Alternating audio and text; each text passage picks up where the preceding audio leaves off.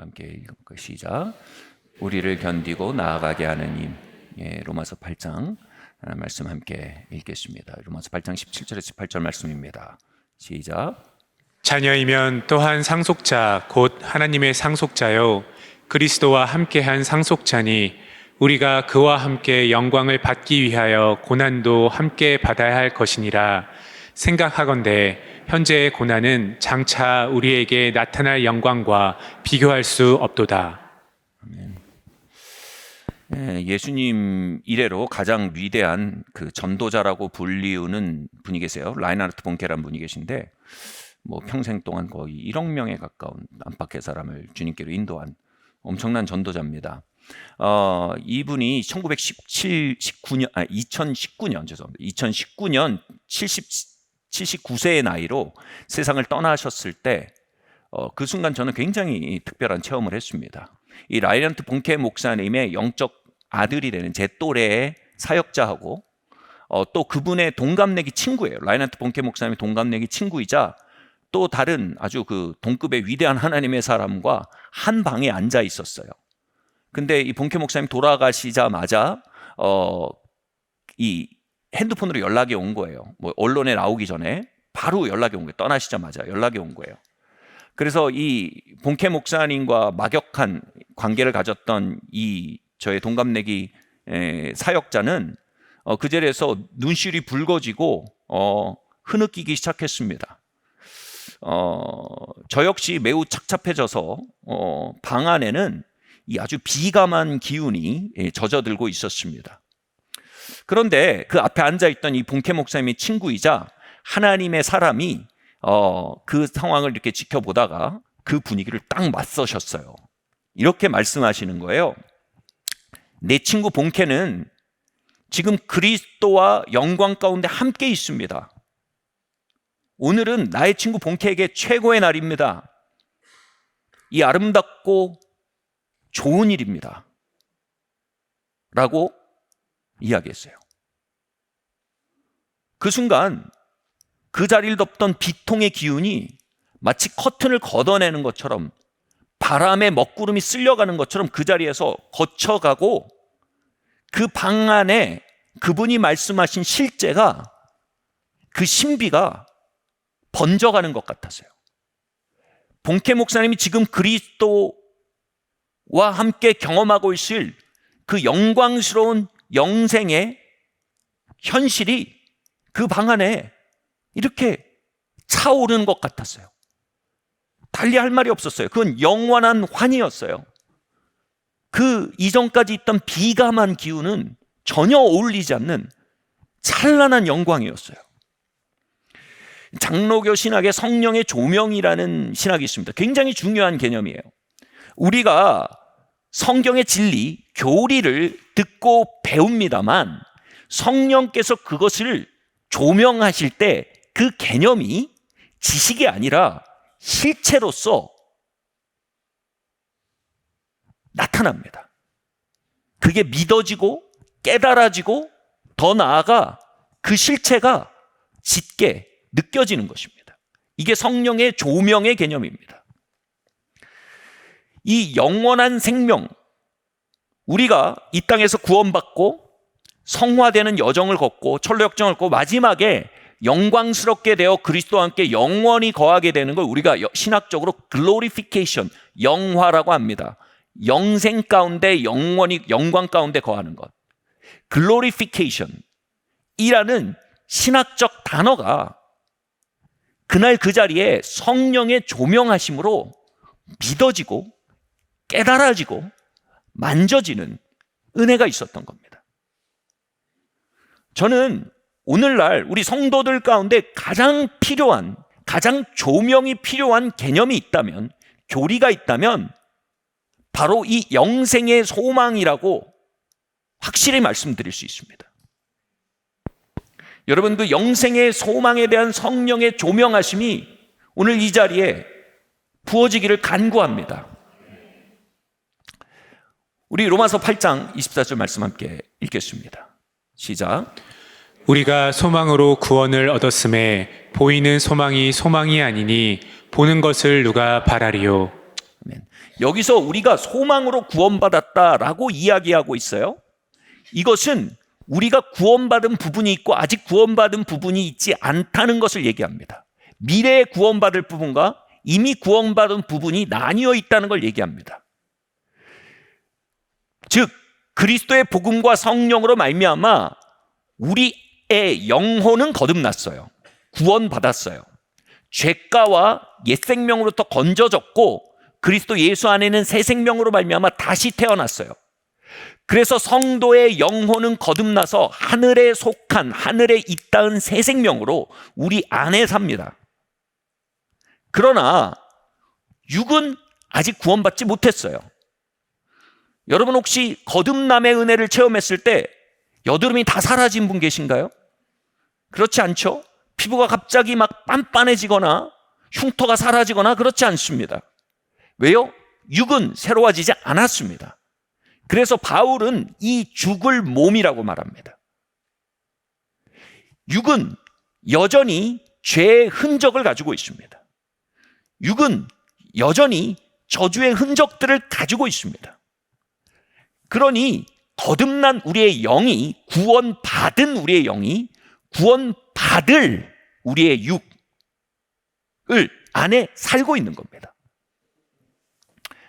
그러니 어떤 일이 벌어지겠습니까? 우리는 거듭난 크리스찬으로서 사랑하고 싶습니다.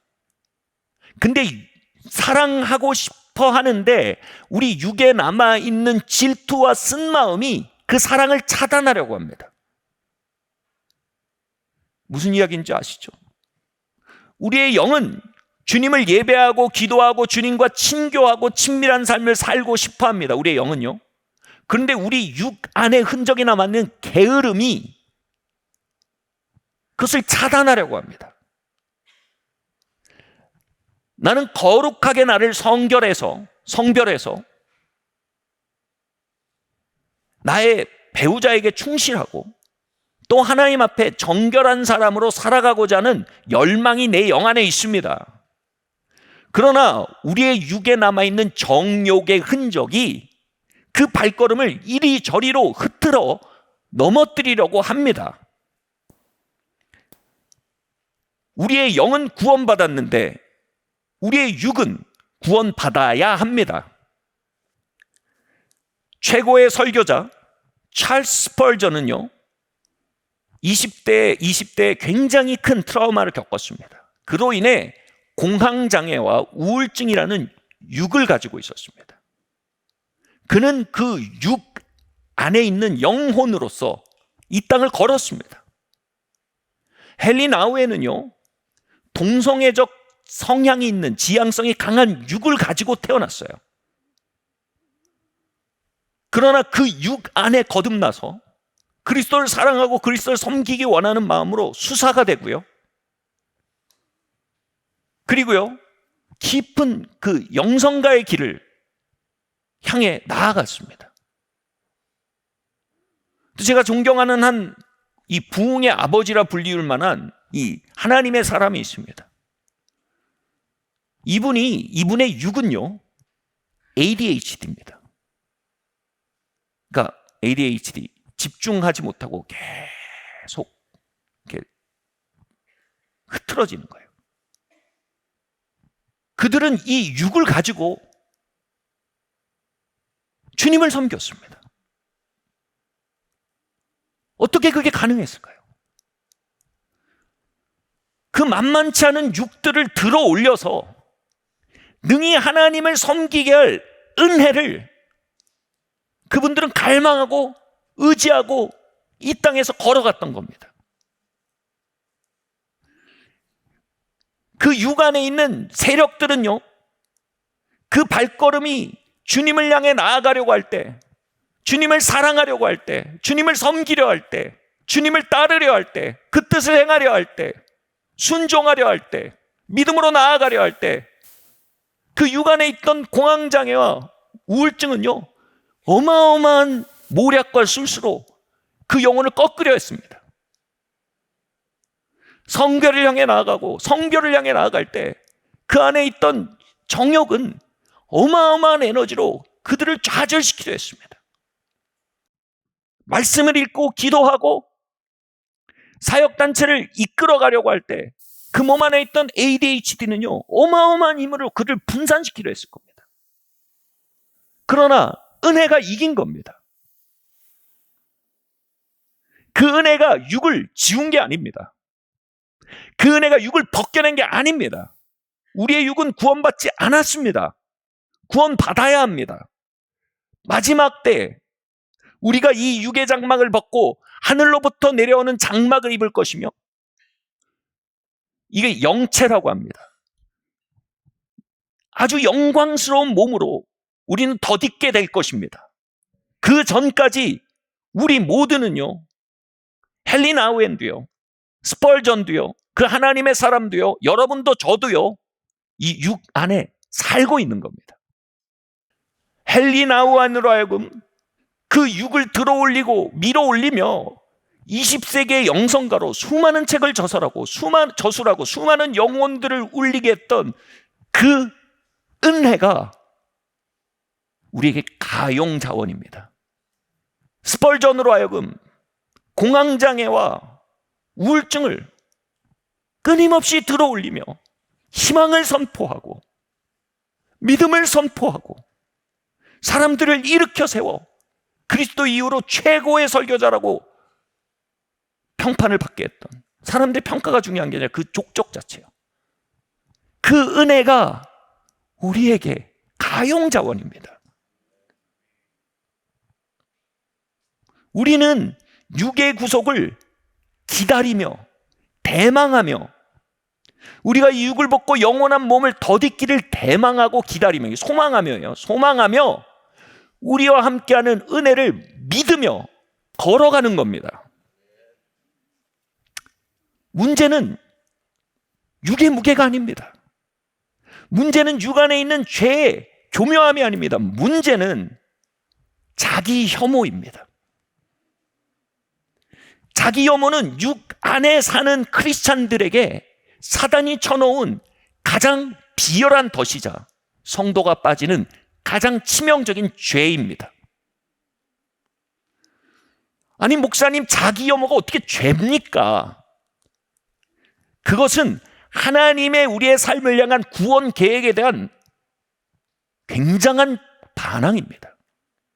하나님, 지금 내 육을 해결하십시오 라고 하나님의 계획을 거슬려 말하는 것입니다. 우리의 육은 다가올 미래에 구원될 것입니다.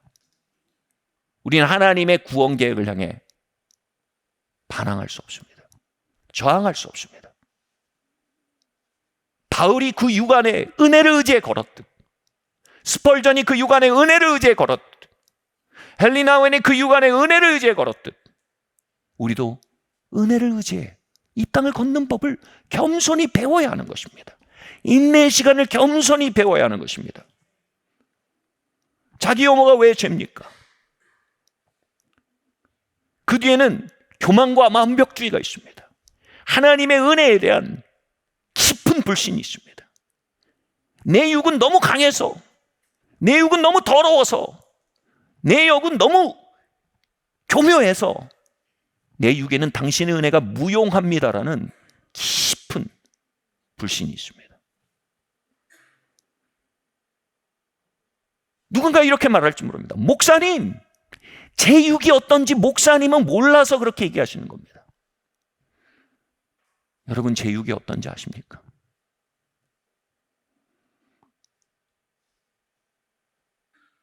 저는 유치원 가기 전에 여러 명에게 성폭행을 당했습니다. 그 일이 제 몸에 어떤 흔적을 남겼을지 짐작되십니까? 그 몸을 일으켜 저를 여기까지 오게 오신 하나님의 은혜를 여러분 아십니까? 그 몸을 일으켜 한 여인을 사랑하고 가장으로 걷고 딸들을 키우게 하는 하나님의 은혜가 얼마나 큰지 아십니까? 짐작하십니까? 그 은혜가 얼마나 믿을 만한지, 그 은혜 앞에 우리를 겸양하며 그분의 구원의 계획 안에 우리가 소망하며 걸어가는 인내가 얼마나 소중한지 여러분 아십니까?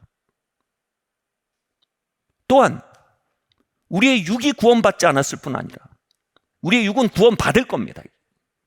그리고 아직 우리 피족에도 구원받지 못했어요. 다시 말해 우리를 둘러싼 외부 상황은 아직 구원받지 않았다라고 로마서가 말합니다.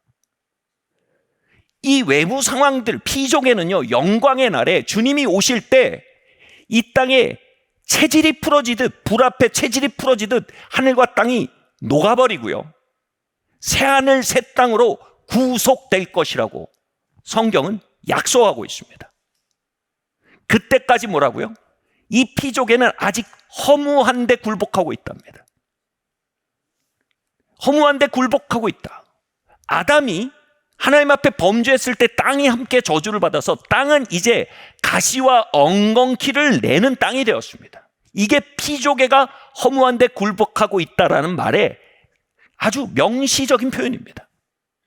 즉 우리가 하나님께 거듭난 영혼으로 믿음으로 걸어가고 그분의 약속을 붙들고 그분이 주신 소망을 붙들고 그분의 뜻 안에 걸어가려고 하고 이 땅의 삶을 살아내려 할 때 이 땅이 구원받지 않았다는 건 뭐냐면 그들이 우리에게 엉겅퀴와 가시를 낼 거란 얘기입니다. 이 사실을 우리가 이게 미래의 구원임을 알지 못하면 이 사실 앞에 우리가 당황하고 속아버립니다. 이렇게 생각합니다. 하나님이 나를 돕지 않으시는구나. 나만 문제가 있구나. 그래서 이러한 상황에서 하나님의 구원 계획 안에 걷지 않고 그것에 대해 소망의 형태를 품지 못한 심령은요, 쉽게 의기소침이라는 마귀의 함정에 빠집니다. 그는 그렇게 생각합니다. 나는 박복하구나. 나는 실패자구나. 나는 하나님의 호의를 받지 못하는구나. 그러나 그 뒤에 마귀의 덫이 있는 것을 봐야 합니다. 봐라, 이렇게 가시가 일어나지 않냐? 너는 박복하다. 이렇게 번번이 엉겅퀴가 일어나지 않냐? 너는 하나님의 호의 밖에 있다. 너는 하나님 돌보지 않는다. 왜 이런 일이 벌어지겠냐? 성경은 명료하게 얘기합니다. 피족에는 아직 허무한데 굴복해 있습니다. 우리 구주 예수 그리스도께서 이 땅을 걸으실 때 가시가 옆으로 가고 엉겅퀴가 옆으로 갔습니까? 그리스도께서 이 땅에 주님의 길을 걸으실 때 가시는 면류관이 되어 그분의 머리를 찢어 놓았습니다. 엉겅퀴는 십자가 되어 그분을 발가벗겨 높이 달아버렸습니다. 그리고 세상의 영은 우리를 의기소침에 빠지게 하는 그 조롱의 목소리로 우리 구주에게 이렇게 말했습니다. 네가 하나님의 아들이면 십자가에서 스스로 내려와 봐라. 네가 하나님의 호의 아래 있다면 엉겅퀴가 웬 말이냐? 네가 하나님의 뒷받침 안에 있다면 왜 번번이 가시밭이냐? 주님은 그 음성 앞에 품위를 잃지 않으셨습니다.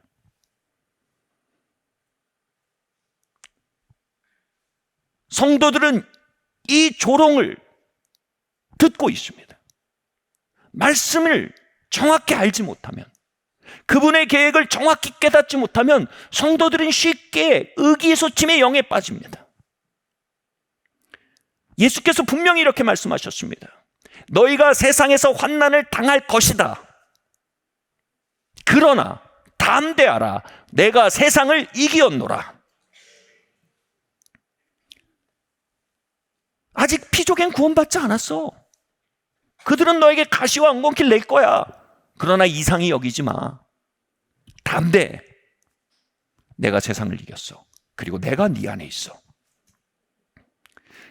그분의 뒷받침은 가시가 안 나게 하는 제초제로서 역사하는 게 아니에요.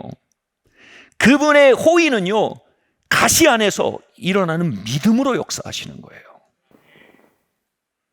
그분의 뒷받침과 호의는요, 엉겅퀴가 나지 못하게 치워주는 어떤 것이 아니에요. 우리 안에 디모데에게 바울이 한 말처럼요, 예언으로 선한 싸움을 싸우라 그랬어요.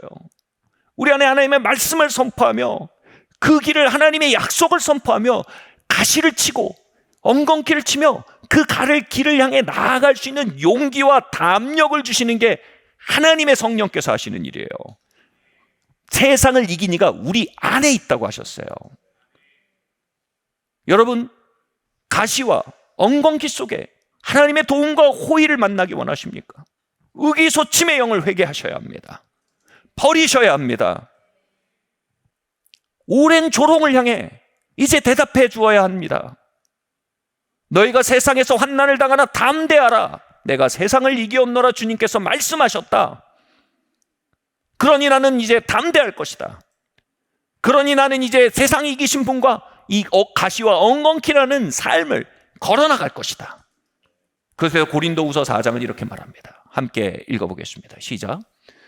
그러므로 우리가 낙심하지 아니하노니 우리의 겉사람은 낡아지나 우리의 속사람은 날로 새로워지도다. 우리가 잠시 받는 환난에 경한 것이 지극히 크고 영원한 영광에 중한 것을 우리에게 이루게 함이니. 목사님, 육과 피조개가 아직 구원받지 못해서 우리 영만 덜렁 구원받아서 그 역풍을 건너면서 이제 영원한 천성을 향해 걸어가는 것이 우리의 여정이라고요? 듣기에 너무 암담합니다. 우울합니다. 여러분, 이렇게 생각하는 게 사실 정상입니다. 제가 가는 데마다 가시가 돋을 거라고요. 제 육이 비명을 지르며 막아설 거라고요. 그러나 지금 읽은 말씀은요, 우리의 여정이 밝고 찬란할 수 있는 비밀에 대해 말합니다. 이 말씀은요, 마치 양팔 저울을 우리 앞에 보여주는 것 같습니다. 양팔 저울의 한편에는 현재의 환난의 무거움이 있어요. 무거워요. 가시 싫어요. 엉겅퀴 싫어요. 무거워요. 순풍에 돋단 듯이 살았으면 좋겠어요. 그런데 이 말씀은 부정하지 않아요. 그러면서도 이것을 마치 가볍게 들어올리며 살 수 있는 길이 있다고 말합니다. 그 길은 뭡니까? 저울의 다른 한판에 훨씬 더 무거운 걸 올려놓으면 이것이 가벼워질 거래요. 그 훨씬 더 무거운 게 뭐라고요? 영원한 영광에 중한 것이라고 말합니다. 같이 말할까요? 영원한 영광에 중한 것.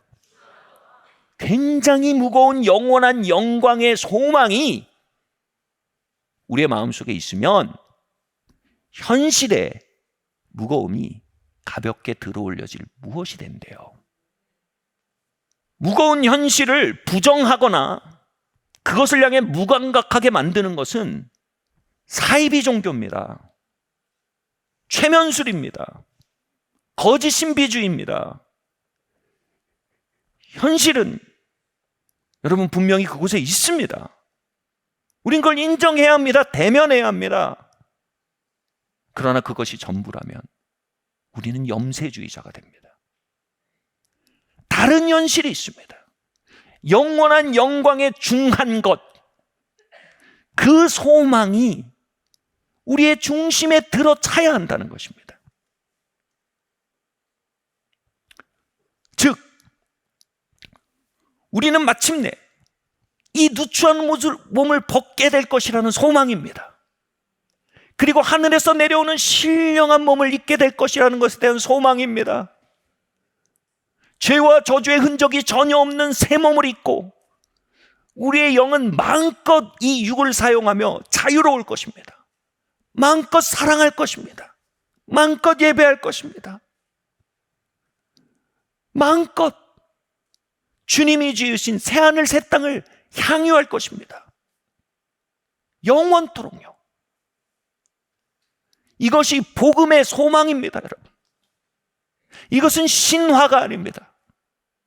이것은 복음의 소망입니다. 그리고 어떤 소망입니까?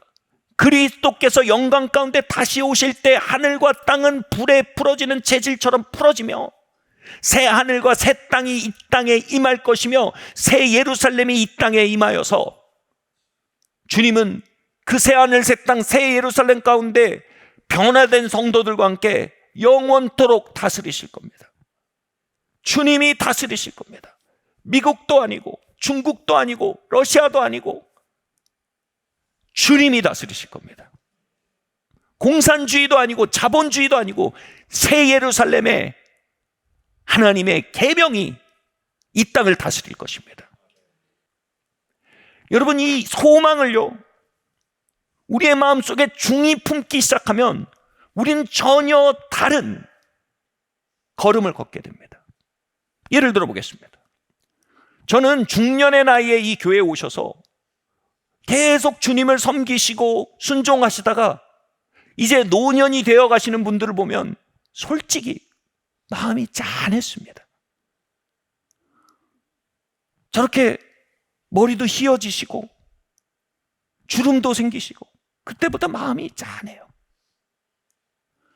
그런데 영광의 소망의 빛을 받고 나니까 그건 완전히 무지와 불신의 정서였어요. 뭐라고 말합니까? 겉사람은 후패하나 속사람은 날로 새롭도다. 그분들은 저보다 더 영원한 영광을 향해 돌진하고 계신 분들이에요. 저보다 더 앞서가시는 분들이에요. 20년 전보다 지금 더 영원한 영광을 향해 가까이 간 거예요. 그 찬란한 행진에 대해서 마음 짠해한다는 건 모욕이에요. 그것을 향해 이제 박수치며 축하해드릴 일이란 마음이 들어요. 왜 영광의 소망이 우리에게 잘 와닿지를 않는 걸까요? 왜 그냥 그게 교리이지 우리의 저울을 움직이는 이 땅의 환난들을 지극히 경한 것으로 만드는 무거움으로써 우리의 심령에 누르지 못할까요? 그것은 우리가 시간을 영혼에 견주어 생각하는 법을 모르기 때문입니다. 고린도서 4장 18절 말씀 함께 읽겠습니다. 시작. 우리가 주목하는 것은 보이는 것이 아니요 보이지 않는 것이니 보이는 것은 잠깐이요 보이지 않는 것은 영원함이라. 저는 처음에 중생의 거듭남의 확신을 경험했을 때 천국이 손에 뻗으면 닿을 것처럼 느껴졌어요. 고등학교 2학년 때였어요. 아무것도 무섭지 않았어요. 아무것도 집착이 없었어요. 근데 삶을 살다 보니까 시간이 꽤 길다라는 생각이 들었어요. 앞으로 7, 80년 남은 것 같아.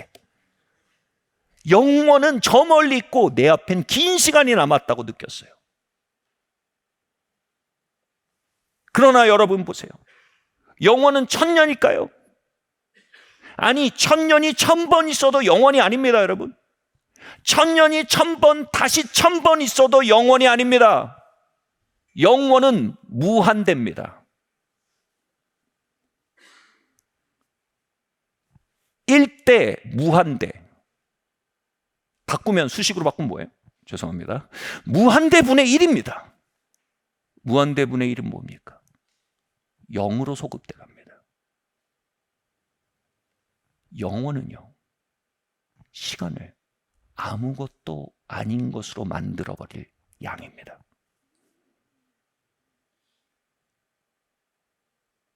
우리가 시간을 크고 길게 느끼는 건 객관적이지 않습니다. 주관적 착각입니다. 우리가 시간에 압도되는 건요, 현실적이지 않아요. 심리적 환상이에요. 우리가 이 환상에서 깨어나고요, 객관적으로 보고요, 수학적으로 검토하면요, 우리 압도하는 건 영원이어야 돼요. 왜냐하면 영원 앞에 시간은 없는 것처럼 초라해요.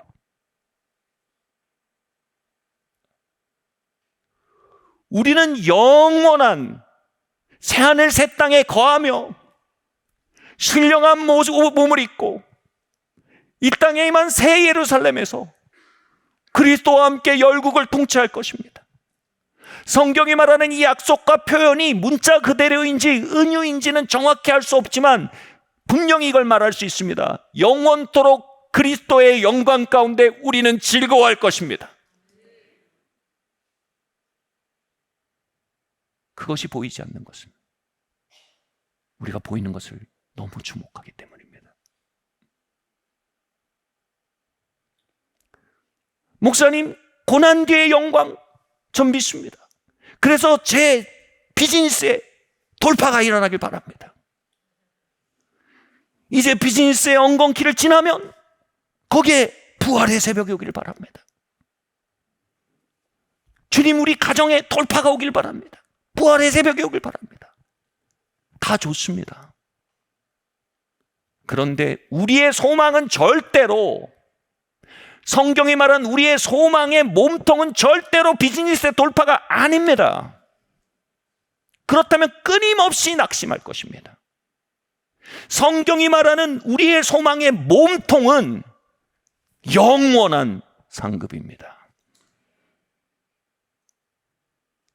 이 땅에서 경험하는 영광의 나타남들을 성경은 보증금, 다운페이먼트라고 합니다. 다운페이먼트, 이 땅의 법은 10분의 1 넣는 거예요. 여러분, 누가 계약금 받으려고 계약합니까? 원금 받으려고, 잔금 받으려고 계약하죠. 계약의 몸통은 잔금인 거예요. 우리의 소망의 몸통은 비즈니스의 돌파가 아니에요. 예, 주님이 가정의 돌파를 주십니다. 주님이 비즈니스의 영광을 주십니다. 그러나요, 그것은 다가올 영광의 심이 중한 것에 비하면 없는 것과 같은 거예요. 거기에 몰두한다는 건요, 우린 소망의 소자도 배우지 못한 거예요. 이 거대한 영원의 소망을 향해 눈이 먼 채로 비즈니스 가정 아니에요, 여러분. 우리의 파워는 거기 있지 않아요. 우리의 파워는 잔금에 있어요.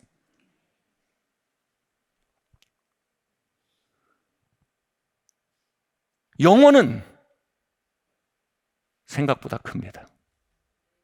영혼은 생각보다 실제입니다. 영혼은 생각보다 사로잡혀 살기에 효율적인 대상입니다. 우리는 어떻게 해야 합니까? 영광의 풍성함이 우리에게 조명되어지도록 성령님께 간구해야 합니다. 다음 말씀 한번 읽어보겠습니다. 시작. 너희 마음의 눈을 밝히사 그의 부르심의 소망이 무엇이며 성도 안에서 그 기업의 영광의 풍성함이 무엇이며. 성도 안에는 그 영광의 기업의 풍성이 뭐며 성령에서 하나님께서 주신 인권, 물권, 이거 얘기하는 겁니까? 예, 포함합니다. 근데 그건 깃털도 아니에요. 진짜 영광의 풍성은요, 영원한 영광이에요. 여러분, 사도는요, 계속 이어지는 이야기에서 이렇게 종일 주를 위하여 죽임을 당케 되며 도살할 양처럼 여김을 받게 되었다고 말했습니다. 그러면서 뭐라고 말합니까? 이 모든 것을 내가 넉넉히 이긴다고 말했습니다. 아니, 도살할 양처럼 여기고 죽임을 당한다는 게 겨우 살아남기도 힘든데 이걸 어떻게 넉넉히 이깁니까? 여러분, 진짜 무거운 거 들지 못하면 지렛대를 가져와야 돼요. 영어로 레버리지라 그래요.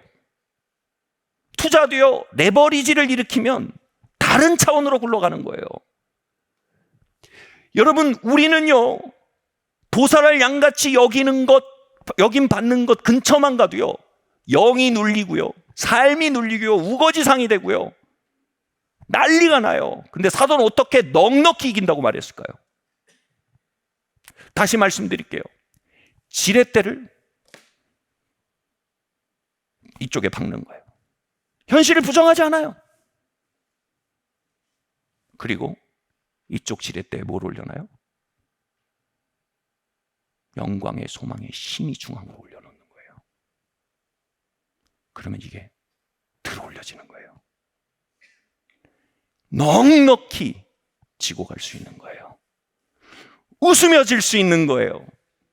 얼굴이 빛날 수 있는 거예요. 누가 너끈히 잔혹한 현실을 웃으며 갈 수 있으며, 누가 너끈히 가시밭과 엉겅퀴들을 거스르며 찬양할 수 있겠습니까? 현실 부정가들이 그렇게 하는 건 정신 착란이 일어납니다.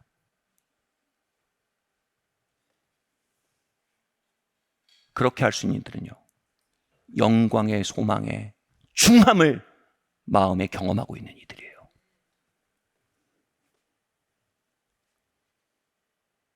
스데반은요, 돌로 맞아 죽었습니다. 죽는 것 중에도 가장 수치스럽고 가장 고통스러운 게 돌로 맞아 죽는 거예요. 돌로 죽을 때까지 때리는 거예요. 스데반이 돌로 맞으면서 얼굴이 해처럼 빛났어요. 어떻게 그랬을까요? 스데반이 이렇게 말했어요.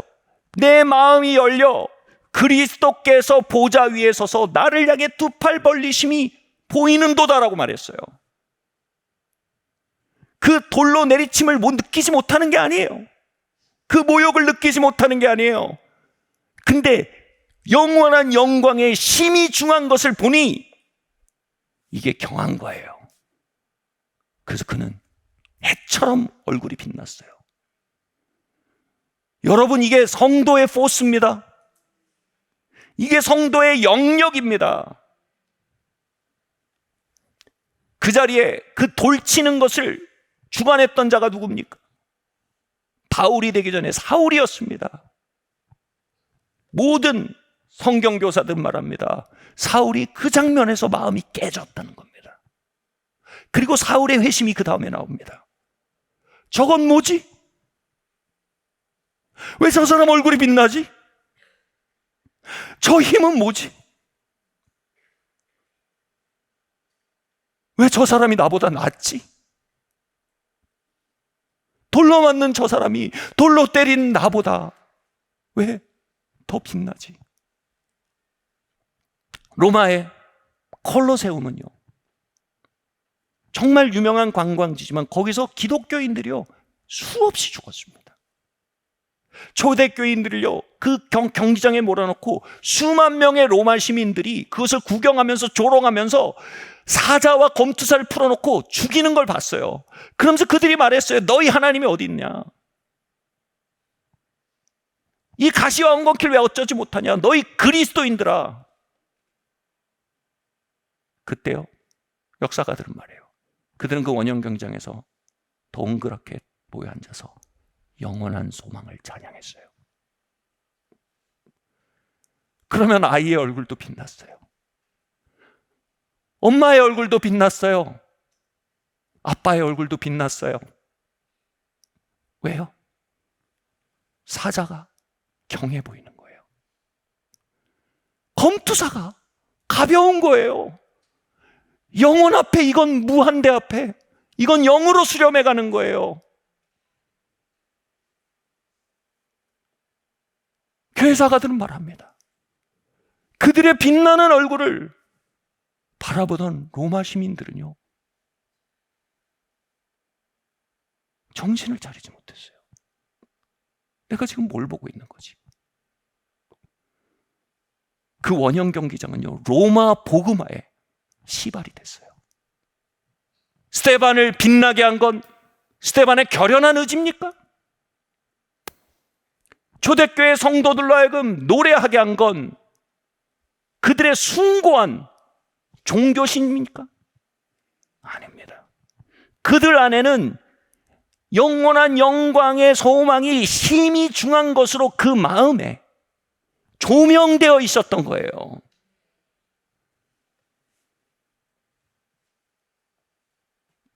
그것이 조명되어질 때 우리 아내의 마음속에 소멸은 좋은 곳으로 보내드림이 되었어요.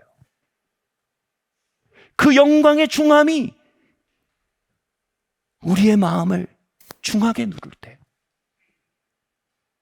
연로해 가는, 노쇠해 가는 우리의 형편이 서글픈 것이 아니라 속사람은 날로 새롭도다. 그럴 때 시간이 허망한 게 아니라, 세월이 하수상한 게 아니라, 오 주여 다시 오시옵소서. 그러할 때 위협이나 적신이나 가리랴, 우리가 이 모든 것 가운데 넉넉히 이기노라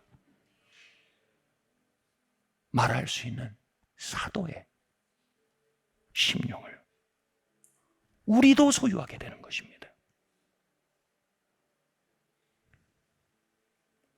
그러니 우리는 이제 기도해야 합니다. 주님 영광의 소망이 교리로 남게 마시고, 영혼의 소망이 설교로 남게 마시고, 한 번의 감동으로 남게 마시고, 나의 일상을 누르는 중한 것이 되게 해주십시오. 영광의 소망 안에 시간을 만나게 하시고, 영광의 소망 안에 가시덤불 지나게 하시며, 영광의 소망 안에 육의 아우성 지나게 해주십시오.